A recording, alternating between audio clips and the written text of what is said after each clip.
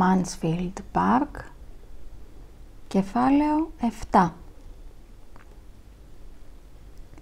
«Λοιπόν, Φάνη, τι γνώμη έχεις τελικά για τη δεσποινίδα Κρόφορντ?» ρώτησε την επόμενη μέρα ο Έντμοντ, ο οποίος από ώρα έδειχνε να τον απασχολεί αυτό το θέμα.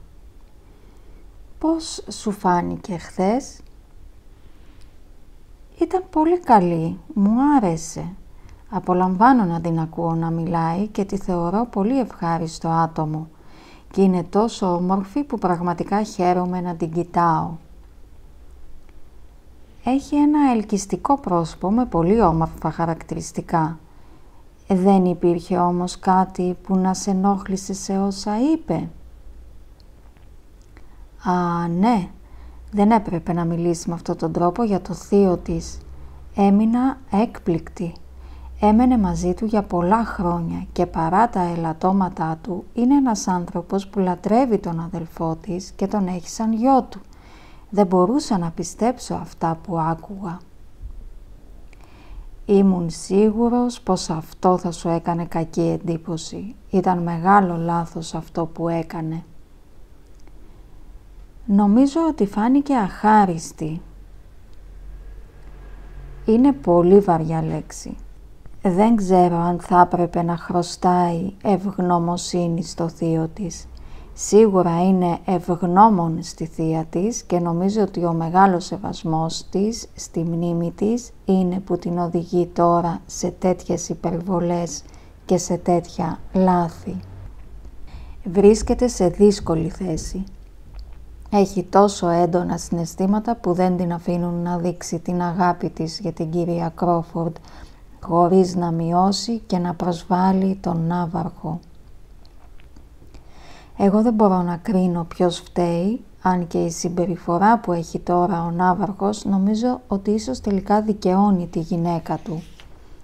Είναι πάντως φυσικό και ιδιαίτερα συγκινητικό που η δεσποινής Κρόφορντ θέλει να υπερασπιστεί τη θεία της και δεν την κατηγορώ για τη γνώμη που έχει για το θείο της.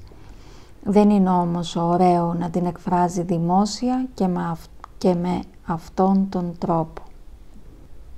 «Εσύ δεν πιστεύεις», είπε η Φάνη αφού σκέφτηκε λίγο, «ότι για αυτή την απρεπή συμπεριφορά ίσως έχει κάποια ευθύνη και η κυρία Κρόφορντ, αφού αυτή μεγάλωσε την ανιψιά της? Μάλλον δεν τη δίδαξε να σέβεται το θείο της». «Αυτό που λες είναι σωστό.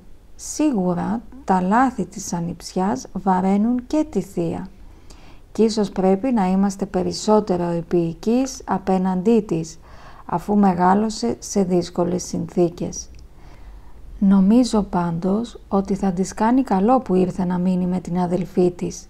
Η κυρία Γκραντ έχει πολύ καλούς τρόπους και δείχνει να αγαπάει πολύ και τον αδελφό της». «Ναι, αν εξαιρέσουμε ότι είπε για εκείνον πως γράφει πολύ σύντομα γράμματα. Πραγματικά μου φάνηκε πολύ αστείο. Η αλήθεια πάντως είναι πως δεν μπορώ να καταλάβω την αγάπη ενός αδελφού που δεν μπαίνει στον κόπο να γράψει ένα ωραίο γράμμα στην αδελφή του, ενώ μένει μακριά της. Είμαι σίγουρη πως ο Βίλιαμ ποτέ δεν θα έκανε κάτι τέτοιο σε μένα και με ποιο δικαίωμα υπέθεσε ότι εσύ δεν γράφεις μεγάλα γράμματα όταν είσαι μακριά? Μάλλον ήθελε να με πειράξει και να δημιουργήσει ευχάριστο κλίμα και αυτό είναι επιτρεπτό αρκεί να μην γίνεται με κακή πρόθεση. Και σίγουρα δεν συμβαίνει κάτι τέτοιο με τη δεσποινίδα Κρόφορντ. Στα λόγια της δεν υπήρχε ούτε κακία ούτε σαρκαστική διάθεση. Τη βρήκα πολύ χαριτωμένη, εκτός βέβαια από την περίπτωση που μίλησε για το θείο της. Εκεί δεν τη δικαιολογώ. Και χαίρομαι που κι εσύ έχεις την ίδια γνώμη».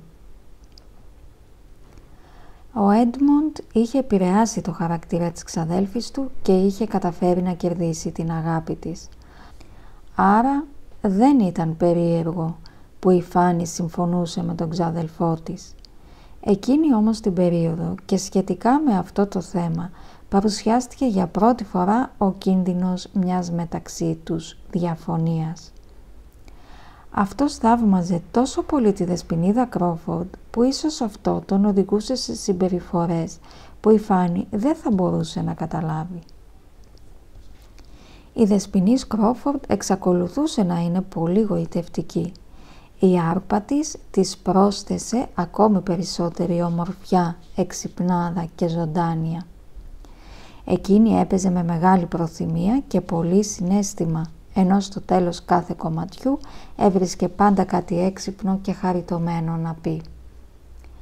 Ο Έντμοντ πήγαινε κάθε πρωί στο πρεσβυτέριο για να απολαύσει το αγαπημένο του όργανο. Κάθε μέρα εξασφάλιζε πρόσκληση για το επόμενο πρωί.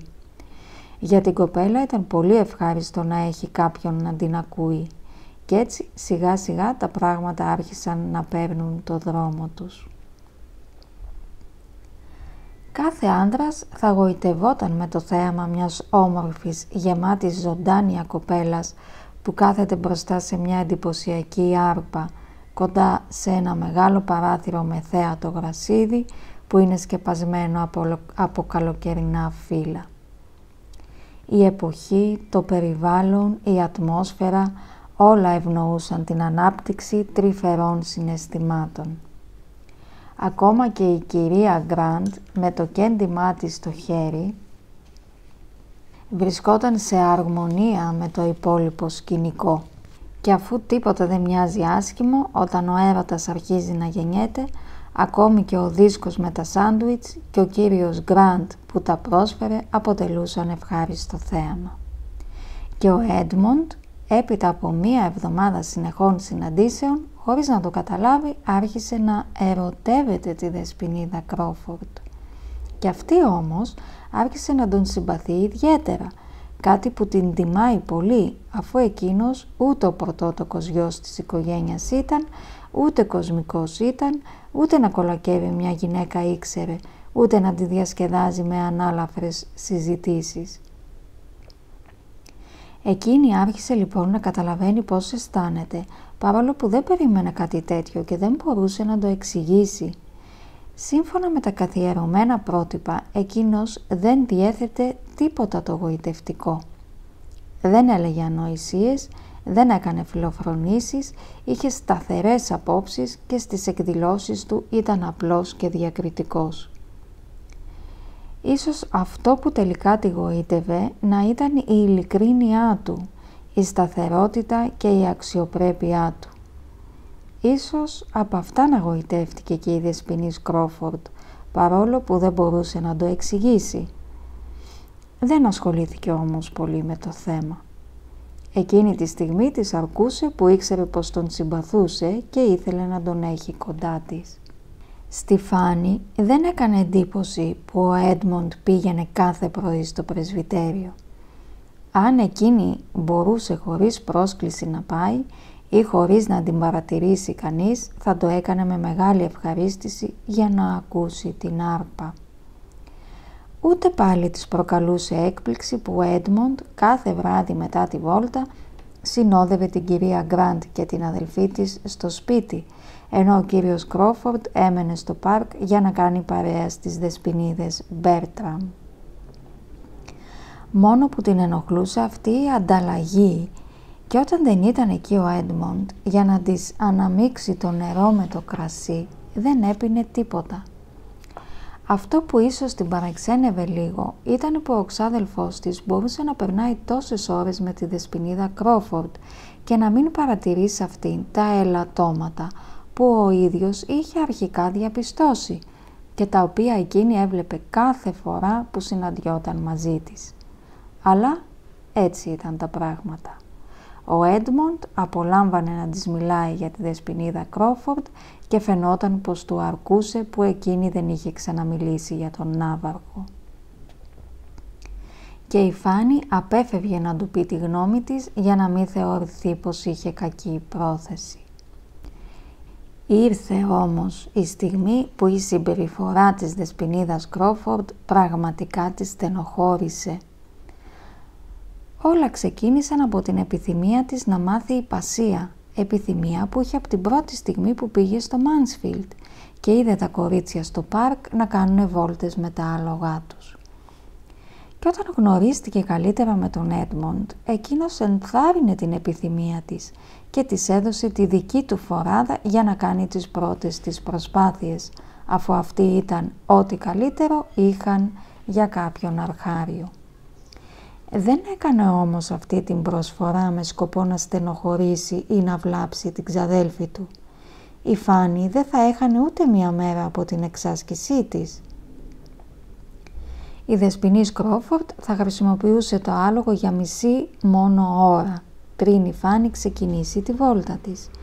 Και όταν της το ανακοίνωσαν, εκείνη όχι μόνο δεν ενοχλήθηκε, αλλά ένιωσε μεγάλη χαρά και ευγνωμοσύνη που ο Έντμοντ έδειξε να την υπολογίζει και ζήτησε την άδειά της.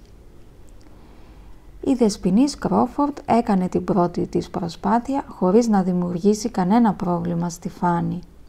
Ο Έντμοντ, που της είχε πάει ο ίδιος το άλογο και είχε μείνει εκεί για να τη βοηθήσει, επέστρεψε στην ώρα του, πριν ακόμη ετοιμαστεί η Φάνη, και ο γέρο-αμαξάς που τη συνόδευε όταν δεν είχε μαζί της τις ξαδέλφες της. Τη δεύτερη όμως φορά η Δεσποινής Κρόφορντ δεν συμπεριφέρθηκε το ίδιο άψογα. Η χαρά της ήταν τόσο μεγάλη που δεν μπορούσε να αποχωριστεί το άλογο. Έτσι δυναμική, ατρόμητη και δυνατή που έδειχνε, ένιωθε πως ήταν γεννημένη υπεύθρια.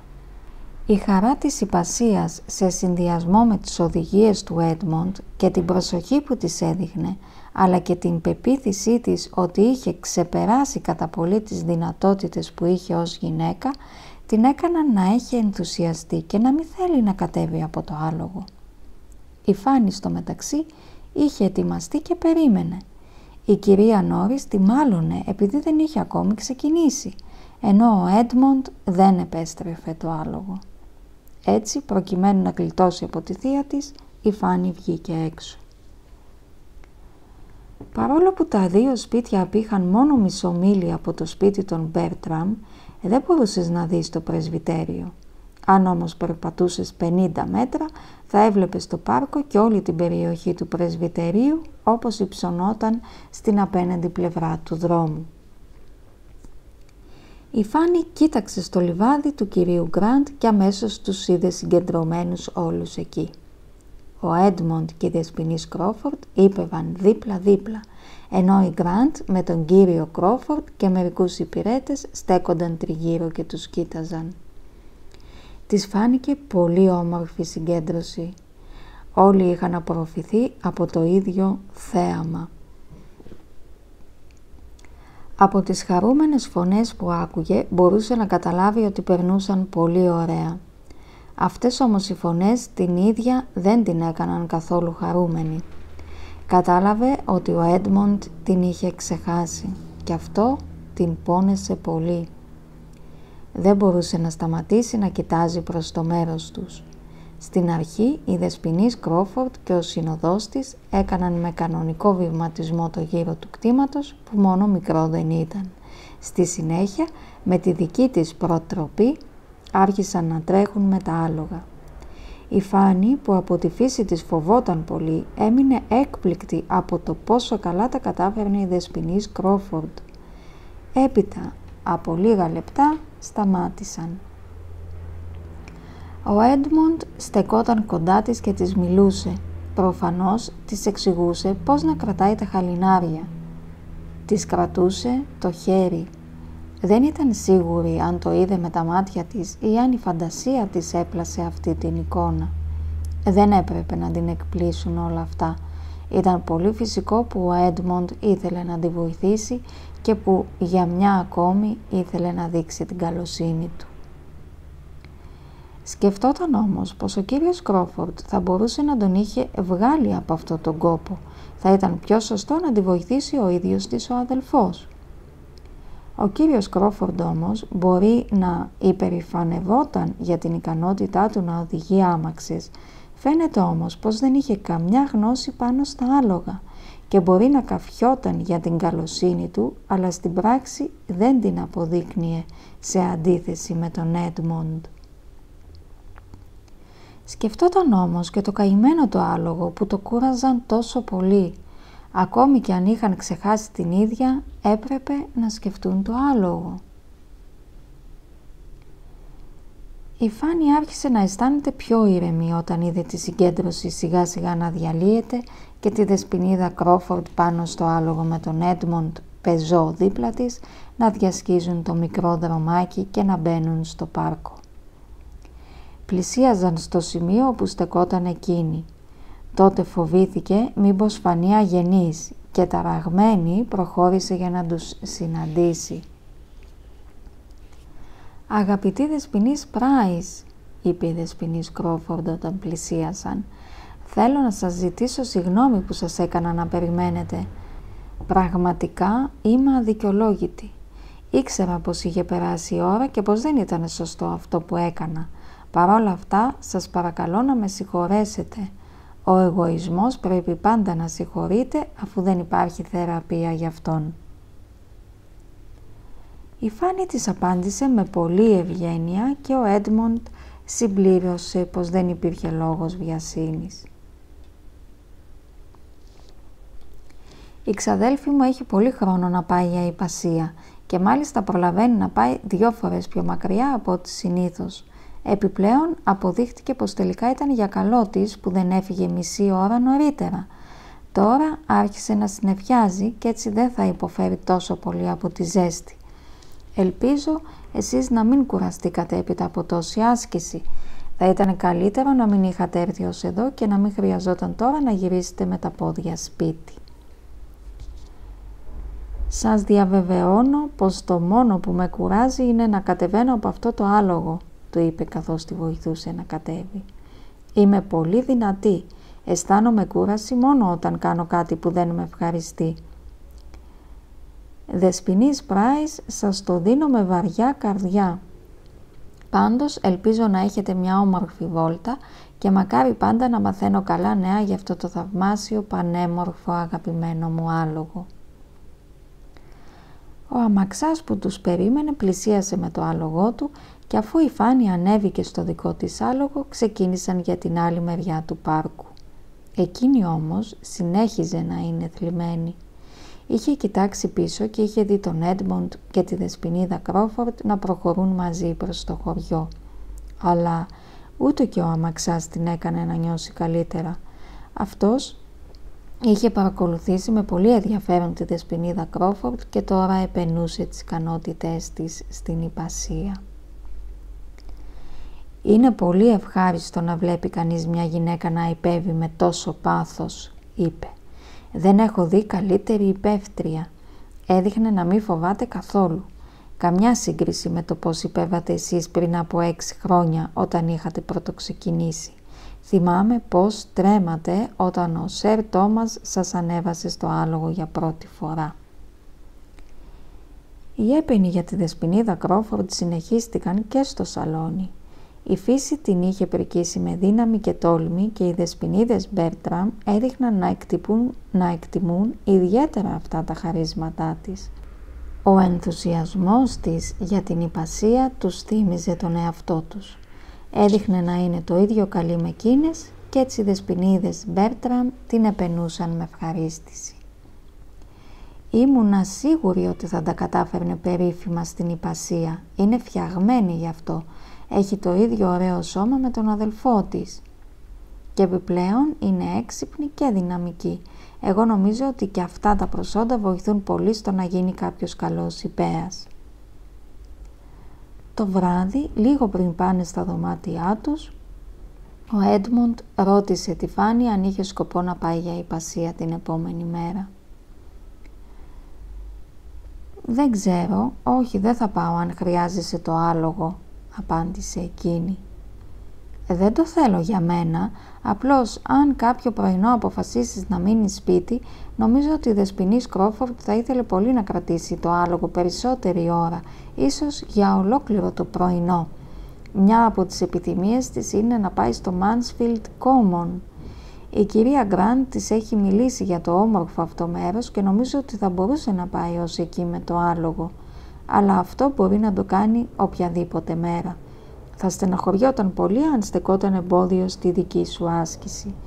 και σίγουρα δεν θα ήταν σωστό να κάνει κάτι τέτοιο. Αυτή κάνει υπασία για προσωπική της ευχαρίστηση, ενώ εσένα σου το υπαγορεύουν λόγοι υγείας. «Δεν θα πάω για υπασία αύριο», είπε η Φάνη. «Τελευταία βγαίνω έξω πολύ συχνά και έτσι θα προτιμούσα αύριο να μείνω στο σπίτι. Τώρα νιώθω αρκετά δυνατή και μπορώ να περπατάω καλά». Ο Έντμοντ έδειξε να χαίρεται και αυτό παρηγόρησε κάπως την ξαδέλφη του. Το επόμενο πρωί ξεκίνησε η βόλτα με τα άλογα στο Mansfield Common. Εκτός από τη Φάνη, όλοι οι νέοι πήγαν εκεί και πραγματικά ευχαριστήθηκαν και την πρωινή βόλτα που έκαναν, αλλά και τις συζητήσεις που έγιναν σχετικά με αυτήν το βράδυ που γύρισαν. Και αφού αυτός ο περίπατος ήταν τόσο επιτυχημένος, την επόμενη μέρα αποφάσισαν να πάνε κάπου αλλού. Υπήρχαν κι άλλα όμορφα τοπία να δουν.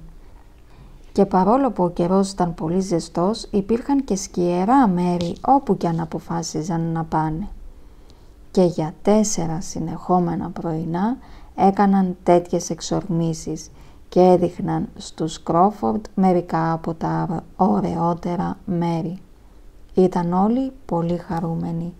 Ακόμη και η ζέστη δεν φαινόταν να τους ενοχλεί. Την 4η όμως ημέρα κάτι στενοχώρησε κάποιον από την παρέα και συγκεκριμένα τη δεσποινίδα Μπέρτραμ. Ο Έντμοντ και η Τζούλια είχαν προσκληθεί για φαγητό στο πρεσβυτέριο, ενώ εκείνη δεν είχε προσκληθεί. Η κυρία Γκραντ το έκανε αυτό με καλή πρόθεση, μόνο και μόνο, επειδή γνώριζε ότι ο κύριος Ράσχορντ θα πήγαινε στο πάρκα εκείνη την ημέρα.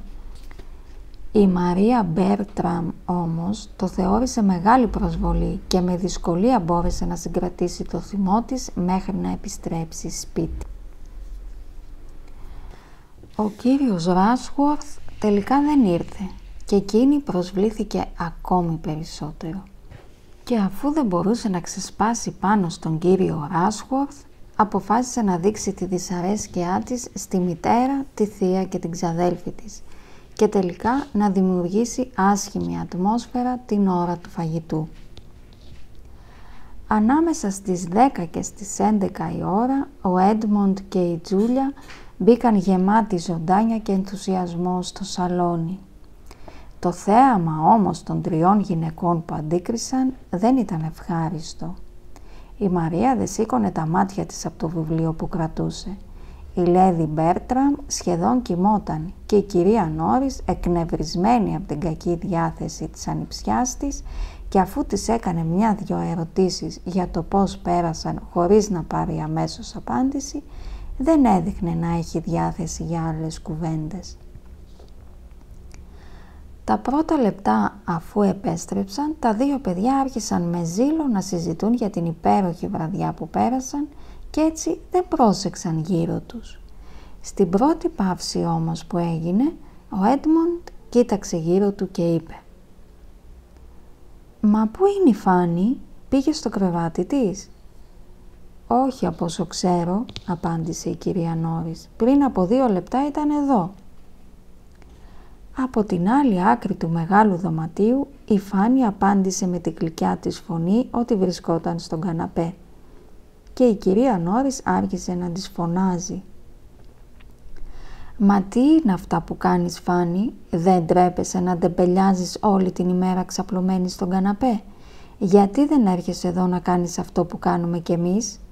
Αν δεν έχεις κάτι να ασχοληθείς, μπορώ να σου δώσω εγώ δουλειά από το καλάθι των φτωχών. Από την περασμένη εβδομάδα υπάρχει εδώ ύφασμα και ακόμη δεν το έχει αγγίξει κανείς. Με πόνεσε η μέση μου μέχρι να το κόψω. Πρέπει να μάθεις να σκέφτεσαι και τους άλλους και πρέπει να το καταλάβεις αυτό που σου λέω.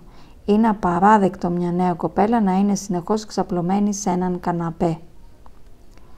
Όσο μίλαγε η κυρία Νόρις, η Φάνη είχε επιστρέψει στο τραπέζι και είχε ξαναπιάσει το εργόχειρό της. Η Τζούλια, που ήταν ιδιαίτερα χαρούμενη έπειτα από μια τόσο όμορφη μέρα, την υπερασπίστηκε λέγοντας Πρέπει να πω ότι η Φάνη είναι αυτή που ξαπλώνει στον καναπέ λιγότερο από οποιονδήποτε άλλο σε αυτό το σπίτι. «Φάνη», είπε ο Έντμοντ αφού την κοίταξε με προσοχή, «σίγουρα έχεις πονοκέφαλο». Εκείνη δεν μπορούσε να το αρνηθεί, όμως είπε ότι δεν ήταν κάτι σοβαρό. «Δυσκολεύομαι να σε πιστέψω», της απάντησε. «Δεν φαίνεσαι καλά. Από πότε είσαι έτσι?» «Λίγο πριν από το φαγητό με έπιασε. Δεν είναι τίποτα όμως, η ζέστη φταίει». «Βγήκες έξω στη ζέστη?» «Φυσικά και βγήκε έξω», είπε η κυρία Νόρις. «Εσύ δηλαδή θα την έκλεινες μέσα μια τόσο ωραία μέρα?» «Όλοι μας βγήκαμε. Ακόμη και η μητέρα σου έμεινε σήμερα έξω για πάνω από μία ώρα». «Ναι, πράγματι, Έντμοντ», πρόσθεσε η Λέδη, η οποία ξύπνησε από τις παρατηρήσεις της κυρίας Νόρις στη Φάνη. «Κάθισα πάνω από μία ώρα έξω. Κάθισα 3/4 στον κήπο την ώρα που η Φάνη έκοβε τα τριαντάφυλλα. Ήταν πραγματικά ωραία, μόνο που είχε πολύ ζέστη. Εκεί που καθόμουν είχε σκιά, αλλά σκεφτόμουν με τρόμο την επιστροφή στο σπίτι». «Η Φάνη έκοβε τριαντάφυλλα δηλαδή?» «Ναι, και νομίζω ότι αυτά ήταν τα τελευταία για φέτος. Το καημένο ζεσθενόταν πολύ, όμως τα τριαντάφυλλα είχαν πια ανοίξει και δεν γινόταν να τα αφήσουμε άλλο». «Σίγουρα δεν μπορούσαμε να το αποφύγουμε», πρόσθεσε ήρεμα η κυρία Νόρις. «Ίσως εκεί οφείλεται ο πονοκέφαλός της, αδελφή μου. Είναι πολύ πιθανό να συμβεί κάτι τέτοιο όταν εργάζεσαι κάτω από τον καυτό ήλιο. Πιστεύω όμως ότι αύριο θα είναι καλά. Καλό θα ήταν να της δώσεις λίγο από το αρωματικό ξύδι που έχεις. Πάντα ξεχνάω να γεμίσω το δικό μου». «Έχει ήδη πάρει», απάντησε η Λέδη Μπέρτραμ. «Της το έδωσα τη δεύτερη φορά που γύρισε από το σπίτι σου». «Τι?» φώναξε ο Έντμοντ. «Εκτός του ότι έκοψε τα λουλούδια, περπάτησε κιόλας. Πήγε μέσα στη ζέστη μέχρι το σπίτι σας και μάλιστα 2 φορές. Δεν πρέπει να απορείτε που τώρα έχει πονοκέφαλο». Η κυρία Νόρις μιλούσε στην Τζούλια και δεν άκουσε όσα είπε. «Κι εγώ φοβόμουν πως ήταν πάρα πολλά αυτά που έκανε η Φάνη», είπε η Λέιδη Μπέρτραμ, «αλλά όταν μαζέψαμε τα τριαντάφυλλα η θεία σου είπε ότι τα ήθελε, οπότε κάποιος έπρεπε να της τα πάει στο σπίτι». «Και ήταν τόσα πολλά που έπρεπε να πάει 2 φορές?»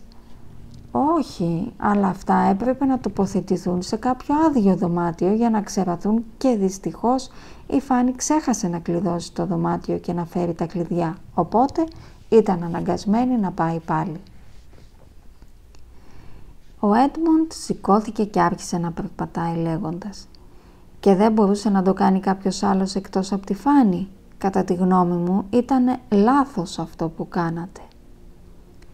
«Πραγματικά δεν μπορώ να σκεφτώ τι άλλη λύση υπήρχε», φώναξε η κυρία Νόρις που δεν μπορούσε να κάνει άλλο την κουφή. «Εκτός αν ήθελες να πάω μόνη μου, αλλά δεν μπορώ να είμαι ταυτόχρονα σε 2 μέρη.